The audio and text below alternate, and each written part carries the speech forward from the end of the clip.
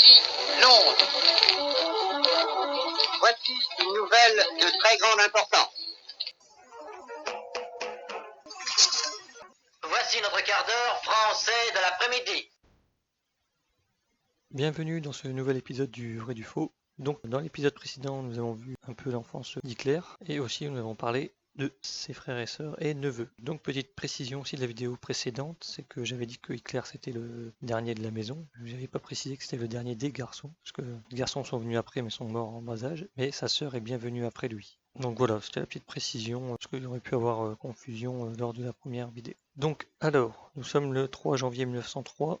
Et le père d'Hitler, Alois Hitler, meurt à l'âge de 65 ans. Et il semblerait d'une attaque d'apoplexie, ce que Hitler dira dans Mein Kampf. Hitler a 14 ans, donc, comme vous savez, son demi-frère est déjà parti de la maison, donc il se retrouve le seul homme de la maison, donc lui, sa mère et sa sœur et sa demi-sœur. Hitler, donc déjà qui n'était pas très intéressé par l'école, lorsque son père est mort, bon, il est encore moins intéressé, donc il passe son temps à traîner les rues, et justement, à cette occasion, alors qu'il va à l'opéra, il rencontre son meilleur ami du moment, qui sera August Kubizek, qu'il rencontre en 1904, son ami August Kubizek dit Gutzl.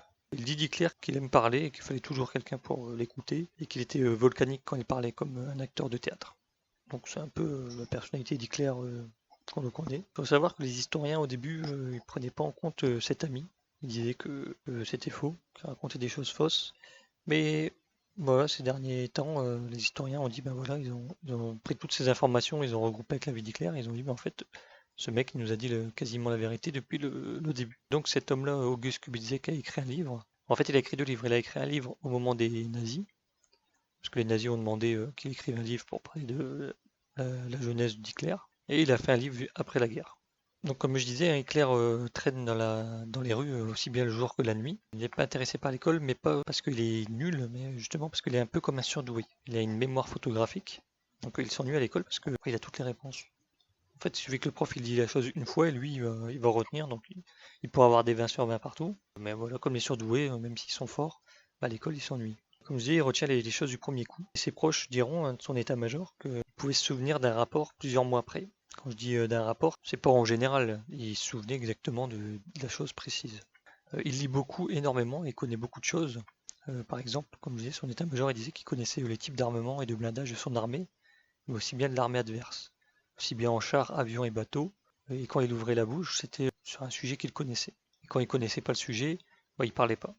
Pour ça, généralement, quand il parlait, il essayait d'amener les gens à une conversation que lui connaissait le sujet. S'il connaissait pas le sujet, il se fermait comme une huître. Justement, petite anecdote, un pilote de Stuka, un grand as, qui avait détruit plus de une centaine de chars russes, avait été invité par Hitler pour manger et boire un thé. Il disait qu'il parlait d'avion avec Hitler, et il disait Hitler il parlait d'avion, même pas comme si c'était un pilote, mais comme si c'était un ingénieur en aéronautique. Il connaissait absolument tout. Le pilote, il était bluffé parce qu'il s'est dit il est plus compétent qu'un ingénieur en aéronautique, le gars. Donc c'est grâce à sa mémoire photographique. Donc comme je disais, hein, étant jeune adolescent, il ne s'intéresse toujours pas aux filles.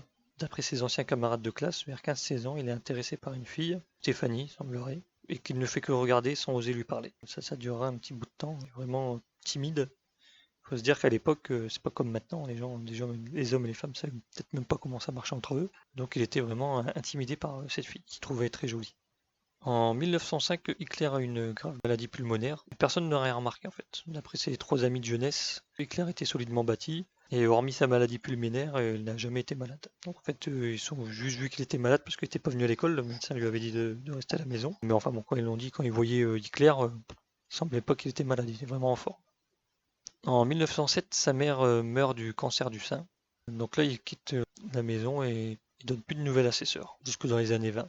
Ses sœurs diront justement, un jour il est venu toquer à la porte et il était là comme si il n'avait jamais quitté le domicile en fait. Donc comme je disais, sa mère est morte, donc là il va partir pour Vienne, en sachant qu'il avait déjà fait une fois l'examen d'entrée pour les beaux-arts, du vivant de sa mère, et il avait échoué.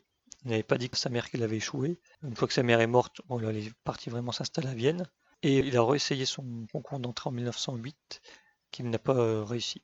Bon, il est passionné d'opéra, de dessin et de monuments. Il a justement été recalé parce qu'il aime les monuments et il dessine les monuments, comme un architecte. Et justement, les gens qui sont au jury des Beaux-Arts, ils disent que ces dessins sont ternes, sont morts.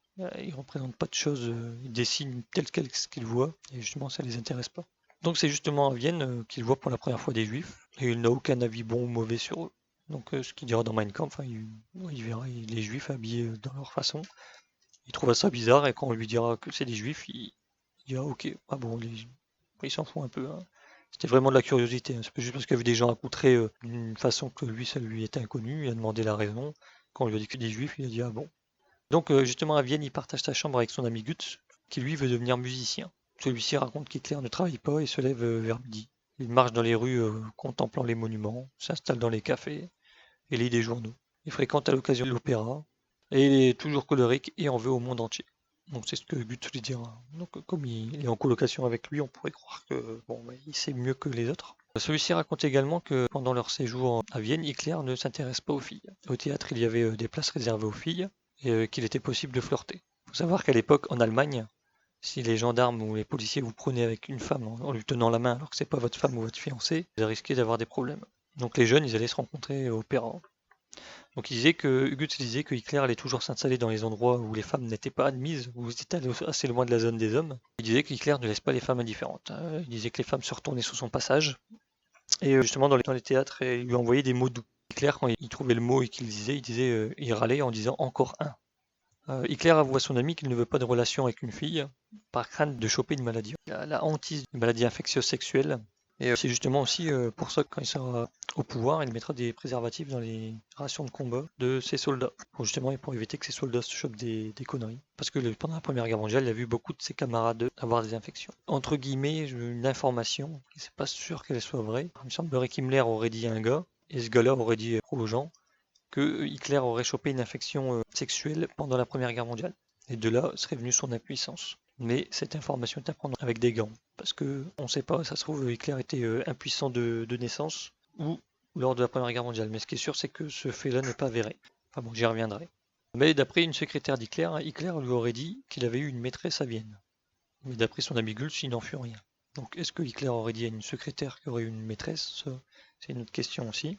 À savoir que Hitler aussi avait parlé à Goebbels d'une amour de jeunesse sur Vienne. Donc c'est pareil, est-ce que ce serait cette fille Stéphanie en disant qu'il n'aurait pas dit à Goebbels qu'il n'avait jamais parlé, en disant que c'était une amour de jeunesse, ou est-ce qu'il parlait de l'autre femme, sa maîtresse? Ça aussi c'est un mystère. Autre information, d'après ses amis de l'époque, il était fasciné justement par les tableaux ou les peintures à caractère pornographique. Et justement il pouvait passer énormément de temps à les regarder dans les musées. C'est pas comme maintenant, les gens ils ont internet, les films, ils connaissent tout, hein. Les jeunes enfants ils connaissent déjà tout, tandis qu'à l'époque c'était assez secret et bon, il était fasciné par ces images à caractère pornographique. Donc voilà, je vais arrêter pour éviter que la vidéo soit trop longue. Donc je vous retrouve pour une prochaine vidéo, j'espère que cette vidéo vous a plu, vous a appris des choses, et je vous souhaite à tous une bonne journée.